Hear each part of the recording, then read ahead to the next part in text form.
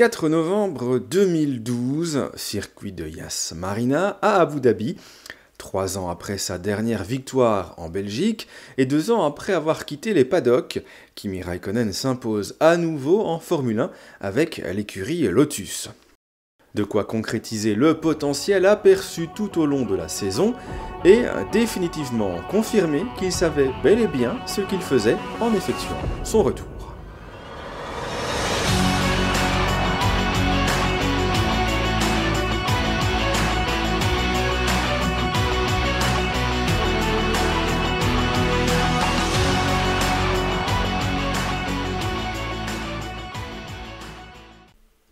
Quelques mois plus tôt, c'est à Melbourne, en Australie, que débute ce nouveau chapitre de la carrière d'Iceman.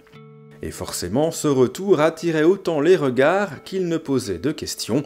Il faut dire que le récent comeback de Michael Schumacher avec Mercedes était là pour rappeler que revenir en Formule 1 après plusieurs années loin des paddocks n'était pas une chose facile, même pour un champion du monde. Et si du côté de la direction de Lotus, on n'a aucun doute quant au choix de faire revenir le champion du monde 2007, eh bien, il faudra malgré tout quelques grands prix à Räikkönen pour pleinement se remettre dans le rythme et s'adapter aux nouvelles gommes Pirelli, dont l'usure est particulièrement importante, ce qui, fondamentalement, convient plutôt bien à son pilotage ainsi qu'à la Lotus E20. Ainsi, en Australie, après une mauvaise qualification, il remonte depuis la 18e position pour finir au 7e rang en course. En Malaisie, il intégrera le top 5 sous la pluie avant de finir en dehors du top 10 pour la seule et unique fois de la saison à l'occasion du Grand Prix de Chine, 14e. À Bahreïn, il monte sur le podium pour la première fois de l'année en terminant 2e derrière Sebastian Vettel et devant son équipier Romain Grosjean. Il récidive en Espagne avec une 3e position, d'ailleurs au total ce sera 10 podiums pour Iceman en 20 Grands Prix, avec en point d'orgue évidemment sa victoire à Abu Dhabi, une course qui définit à elle seule la personnalité du pilote.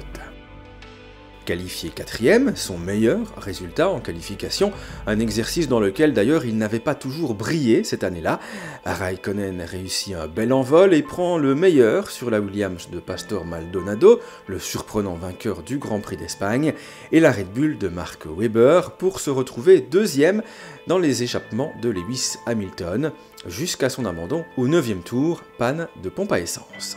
Alors en tête devant la Ferrari de Fernando Alonso, Räikkönen offrira aux téléspectateurs du monde entier un message radio devenu mythique au point que Lotus en fera même des t-shirts. Okay, Kimi, next car behind you is Alonso. I'll keep you updated on the pace. Just leave me alone, I know what to do.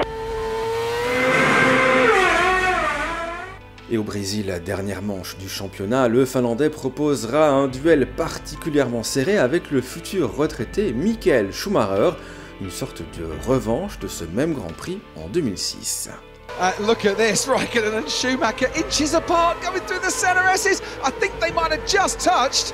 How they didn't completely come to grief, heaven only knows, but 8 world titles between them.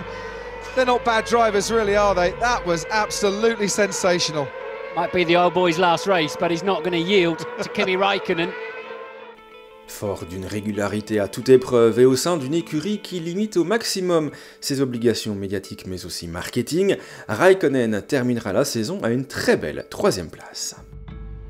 La saison suivante, 2013, débute de la plus belle des manières avec une victoire en Australie grâce à une stratégie avec un arrêt de moins que la concurrence. Iceman accumulera ensuite les 2e places, si bien qu'à mi-championnat, il est 2e derrière Sebastian Vettel. Malheureusement, la suite de la saison sera moins bonne à cause des soucis financiers de l'écurie Lotus qui commence à avoir un impact sur le développement de la voiture. Ce qui ne l'empêchera pas de signer malgré tout quelques bons résultats comme à Singapour, 3e, ou encore en Corée du Sud, 2e. Les problèmes de Lotus seront à l'origine de rumeurs sur l'avenir de son pilote vedette, cité notamment chez Red Bull, en remplacement de Mark Webber qui se retirera en fin d'année. Autre conséquence, une fin de saison prématurée pour Räikkönen après un ultime abandon au départ du Grand Prix d'Abu Dhabi. Et si officiellement c'est une hernie discale qui explique cette situation, en vérité Räikkönen a claqué la porte du team, fatigué de ne pas avoir reçu le moindre centime depuis le début de l'année. L'occasion était donc toute trouvée pour se faire opérer du dos et ainsi être à 100% pour la saison 2014 et son retour chez Ferrari aux côtés de Fernando Alonso. Voilà qui conclut ce chapitre de la carrière de Kimi Räikkönen. Nous on se retrouve la semaine prochaine pour la suite et sa deuxième période Ferrari, une période qui sera couronnée de moins de succès que la précédente.